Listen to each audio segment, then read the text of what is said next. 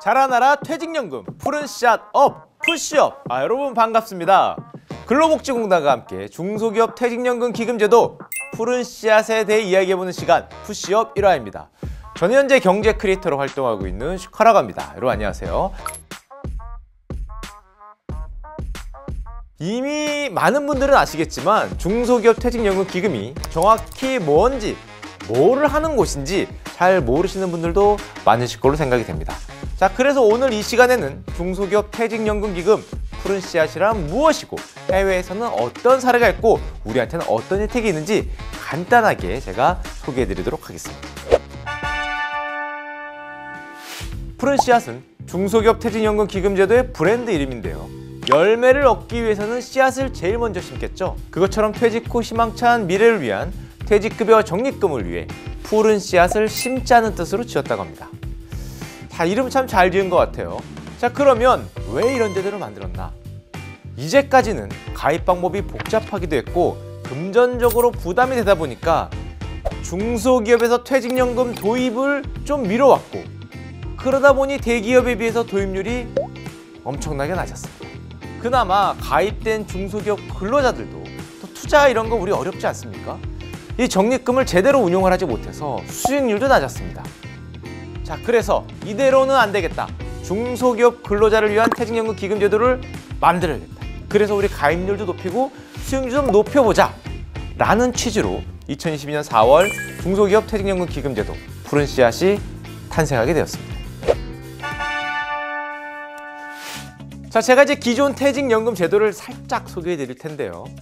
이 좀 어렵습니다. 단어가 영어다 보니까 이 DB형, DC형, IRP 분명히 많이 들었는데 고개만 돌리면 잘 기억이 안 나요.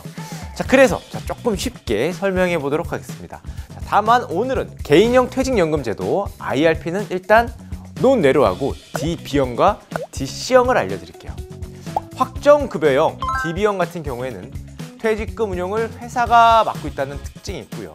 확정기여형 DC형 같은 경우에는 근로자 본인이 운용을 해야 된다는 큰 차이점이 있습니다.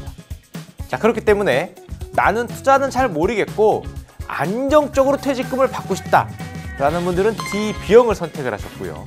나는 내가 부담금을 조금 더 내서라도 조금 더 적극적으로 노후소득을 만들어야겠다 라는 분들은 DC형을 많이 선택해 주셨습니다. 자, 그리고 우리 푸른씨앗은 기존 퇴직연금과 다르게 30인 이하의 중소기업만을 대상으로 합니다. 우리 소규모 영세 사업장을 위해서 나라에서 공적 서비스를 제공해 준다는 뜻입니다. 자, 그리고 공공기관인 근로복지공단이 기금을 운영해주고 있고요. 전담 자산운용기관이 자산을 운영해주기 때문에 믿을 수도 있고 번거로운 일도 많이 없어졌습니다. 게다가 기존 퇴직연금 제도에서는 전혀 없었던 중요합니다. 오직 푸른씨앗에만 있는 혜택으로 사업주 부담금의 일부를 지원해드리고 있습니다. 또 DC형처럼 가입자가 부담금을 추가로 낼 수도 있고요. 사유가 되면 중도 인출도 가능합니다. 자, 이렇게 봤을 때 우리 사업자들한테도 중소기업 근로자들한테도 유리한 서비스라고 할 수 있고요. 특히 DC형에서는 더 업그레이드된 느낌으로 다가옵니다. 자, 옆 동네 일본의 경우도 한번 살펴볼까요? 일본에도 중소기업 퇴직금 공제제도 중퇴공제도라고 해서 정부가 중소기업을 위해 운영하는 퇴직급여 제도가 있습니다. 중퇴공제도도 푸른씨앗처럼 중소기업을 위한 지원제도입니다. 다만 차이점이 있다면 푸른씨앗은 근로자가 추가 부담금을 내고 투자를 늘릴 수 있는 반면 일본은 그게 안 된다고 해요.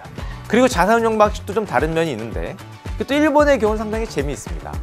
일본의 중퇴공제도는 자가운용과 위탁운용을 병행하는데요. 재미있게도 그 비율이 거의 반반이라고 합니다. 자, 그런데 여기서 중요한 것은 당연히 수익률이겠죠. 자가운용의 경우에는 0.5%가 나왔는데요. 그렇다면 위탁운용의 수익률은 얼마가 나왔을까요? 무려 4.5%가 나왔습니다. 딱 9배, 거의 10배 가까운 차이가 났습니다. 그 말인즉슨 전문가가 운용할 경우에 더 높은 수익률을 기대할 수가 있었다는 거겠죠. 자, 그러면 우리나라 푸른씨앗은 어떻게 운용이 될까요? 자산 전담 운용기관이 95% 이상의 기금을 운용하고 있습니다. 자, 그렇다면 일본의 예를 봤을 때 우리도 9배? 10배? 뭐 이런 희망찬 수익률을 좀 기대해 볼 수도 있지 않을까요? 자, 시간이 벌써 이렇게 됐습니다. 더 자세한 내용이 궁금한 분들은 근로복지공단 퇴직연금 홈페이지에서 확인하실 수 있습니다. 이제 전담 자사운용기관은 도대체 어디고 또 어떻게 내 돈을 불려줄 거냐 궁금하실 분도 계실 것 같아요. 전담 자사운용기관의 기금운용 방안에 대해서는 다음 영상에서 따로 이야기 나눠보도록 하겠습니다. 자, 푸른 씨앗 푸시업 1화는 여기까지입니다. 자, 다음에는 더 많은 내용으로 여러분한테 인사를 드리겠습니다. 안녕. 아, 형들 그래도 잘 모르겠다고요? 제가 쉽고 짧게 다시 한번 알려드리겠습니다. 푸른 씨앗은 말이죠, 이번에 새로 나온 중소기업 근로자들을 위해서 근로복지공단에서 운영하는 중소기업 퇴직연금 기금제도입니다. 오, 날카로운 질문이에요. 기존에는 중소기업의 퇴직연금 가입률이 좀 낮았고 가입자들의 수익률도 낮았어요. 그래서 우리가 이거를 올리려면 어떻게 해야 되나 고민 끝에 나온 아이디어입니다. 형들 혹시 DC형이라고 알죠? 제가 그거랑 비교해 드리도록 하겠습니다. 확정기여형 DC형 같은 경우에는 본인이 스스로 퇴직금을 가지고 직접 투자 상품을 선택해서 불려야 되는데 그러다 보니까 내가 잘할 수 있는지 없는지 몰랐어요. 하지만 우리 푸른 씨앗은 전문 자산운용기관에 맡기니까 번거로운 일을 없앨 수 있었죠. 그럼요, 푸른 씨앗 장점 많습니다.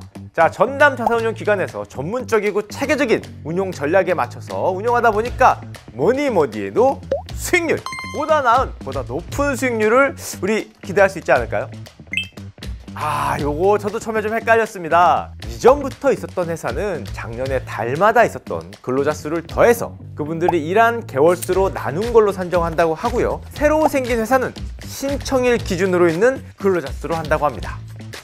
저도 사실 처음에 이게 조금 걱정이 됐어요. 가입하고 나서 초과해도 30명 한도 내에서는 3년 동안 지원을 받을 수 있다고 하니까 너무 걱정할 필요는 없는 것 같아요. 대신 가입할 때 이미 30명이 넘은 걸로 확인되면 지원 대상이 아니었기 때문에 지원금을 뱉어낼 수 있다고 하니까 이 점은 조심해야 될 것 같아요. 더 궁금한 건 여기로